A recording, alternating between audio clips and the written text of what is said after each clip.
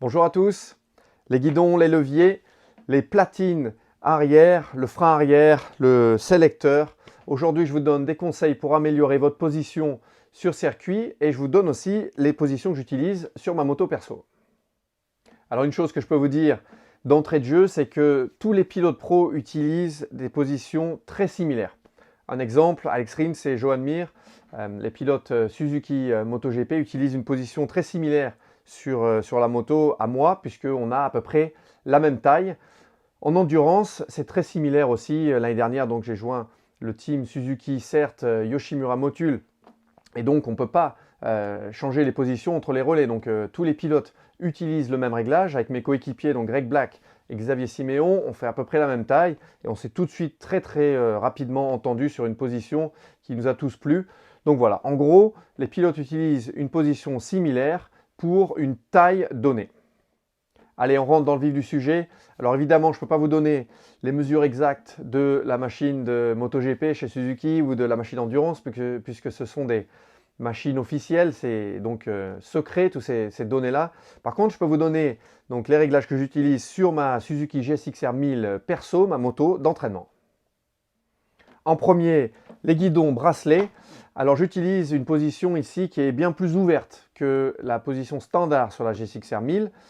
Alors il y a plusieurs raisons. La première, c'est qu'en fait quand on ouvre les guidons, on a plus de force sur circuit et ça on en a besoin, ces machines-là. On a besoin d'être actif physiquement, d'avoir une énergie sur la moto pour changer de direction, sur les freinages, pour voilà, toutes les phases de pilotage. Donc en ouvrant les guidons, on a plus de force sur la moto et on se sent donc plus fort pour piloter la machine de manière plus physique. La deuxième raison, c'est qu'en fait en ouvrant donc l'angle des guidons, on se donne la possibilité aussi d'ouvrir les poignets. C'est-à-dire que si par exemple la position est trop fermée, on est un petit peu coincé, on ne peut pas sortir et donc on va être très statique sur la moto. En ouvrant les guidons, vous le voyez souvent sur les photos, les vidéos, sur les pilotes pro, on voit souvent qu'on met le poignet comme ça. Alors ici, ça nous permet donc de sortir plus le coude, de sortir le corps en dehors de la machine dans les virages et ça nous aide à tourner sur circuit.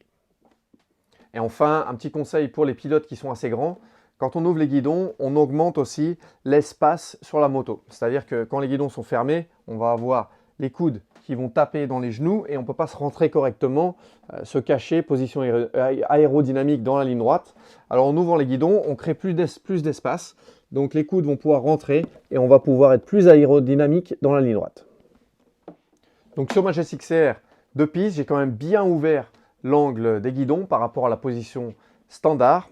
J'ai donc pris aussi des mesures exactes avec l'angle. J'ai aussi pris des mesures exactes du sol au repose-pied à la selle, repose-pied au guidon.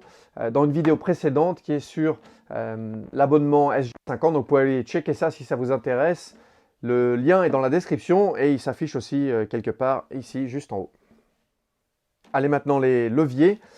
Alors ici, ce qui est important, c'est en position de freinage, donc quand on va transférer du poids sur l'avant, d'avoir une ligne le plus droit possible entre l'épaule, le coude, le poignet et donc les doigts, la manière dont ils vont arriver sur le levier. Donc une bonne idée, c'est de mettre la moto sur la béquille arrière pour la relever un petit peu, simuler le transfert de masse au freinage. Et voilà, essayez d'avoir cette ligne droite qui est très importante parce que si vous mettez par exemple les leviers trop hauts, le levier de frein surtout trop haut, vous allez avoir un poignet qui va être cassé et sur une journée de track day ou sur une journée de course, ça va commencer à vous faire mal au poignet. Donc si vous avez mal au poignet, c'est sûrement que votre levier est un petit peu trop haut. Vous allez avoir de la force, mais mal au poignet et une tendance aussi à avoir le syndrome des loges, donc mal au bras. Donc voilà, la ligne droite, cette ligne droite qui est hyper importante. Donc vous pouvez desserrer légèrement vos leviers sur les bracelets, les ajuster, jouer un petit peu avec en position comme ça statique et essayer d'avoir cette ligne droite le plus droit possible. Donc voilà, pour éviter le mal au poignet et les crampes au bras. Maintenant, les platines arrière. Alors là, vraiment, je vous recommande pour la piste d'avoir des platines qui s'ajustent, des platines réglables, réservées à la piste. pour plusieurs raisons. La première, c'est qu'on va avoir des cale-pieds qui vont donner beaucoup plus de grip.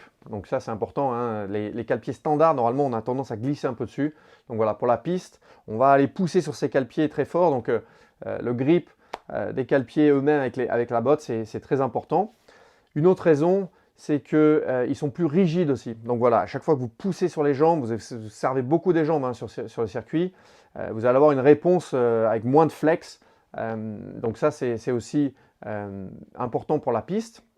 Et la troisième raison, c'est bien sûr qu'ils sont complètement ajustables. Alors, c'est-à-dire qu'on va avoir normalement 3-4 positions en avant, en arrière, 3-4 positions haut et bas.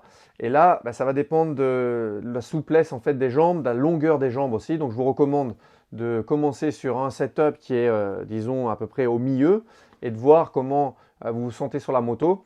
Si vous vous sentez un petit peu comme un crapaud, surtout sur les freinages, que vous avez tendance à glisser en avant, que vous avez un petit peu mal aux genoux, mal au bas du dos sur les fins de journée, ça c'est un signe que vos cale-pieds sont peut-être un petit peu trop hauts. Voilà. Et d'un autre côté, si vous sentez que dans les virages, par exemple si vous tournez à droite, que le pied extérieur à gauche n'est pas trop en contact avec le cale-pied, ça peut être un signe que vos cale-pieds sont trop bas. Bien sûr, vous ne voulez pas les mettre trop bas non plus parce qu'il ne faut surtout pas toucher. Donc voilà, si vous mettez beaucoup d'angles et que les cale-pieds commencent à toucher, c'est que vous êtes aussi un petit peu trop bas. Le sélecteur de vitesse. Alors si vous utilisez les vitesses inversées comme moi, ce qui est surtout important, c'est donc en position de ligne droite, en position aéro, d'avoir le levier confortablement juste en dessous du pied. C'est-à-dire qu'il ne faut pas vraiment se massacrer la cheville pour essayer de passer le pied en dessus, parce que ça va créer de la fatigue, ça va créer aussi un mal à la cheville pendant la journée circuit. Donc voilà, avoir juste le cale-pied, le sélecteur, pardon, juste en dessous du pied, donc ça vous permet de passer les vitesses dans la ligne droite. D'un autre côté, si vous utilisez les vitesses normales en position route, voilà, il faut que le levier, il faut qu'il soit, encore une fois, en position de ligne droite, de glisser le pied juste en dessous et d'être en position confortable pour pouvoir monter les vitesses à la volée dans la ligne droite. Et enfin, le frein arrière.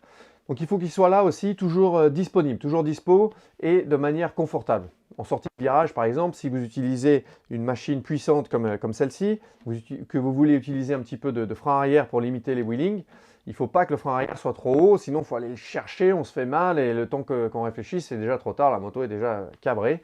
Donc il faut qu'il soit là tout le temps, juste en dessous en fait du pied. Il ne faut pas qu'il soit trop bas non plus, parce que si vous en avez besoin et qu'il faut aller le chercher, que vous avez l'impression d'aller et de descendre de trop, voilà, donc il faut essayer de trouver une position où il est toujours disponible, mais il n'est pas, disons, on n'a pas besoin d'aller le chercher ou d'y réfléchir, voilà. Il faut qu'il soit là de manière spontanée. C'est tout pour aujourd'hui. J'espère que cette vidéo vous a plu, qu'elle va vous permettre d'améliorer un petit peu votre position pour votre prochain track day. Pour ceux que ça intéresse d'avoir les mesures exactes de la position que j'utilise sur ma GSX-R 1000, vous pouvez aller checker mon abonnement YouTube SG50. Le lien est dans la description de cette vidéo. Il y a aussi pas mal d'autres vidéos sur d'autres sujets. Je vous dis à très bientôt pour de nouvelles aventures.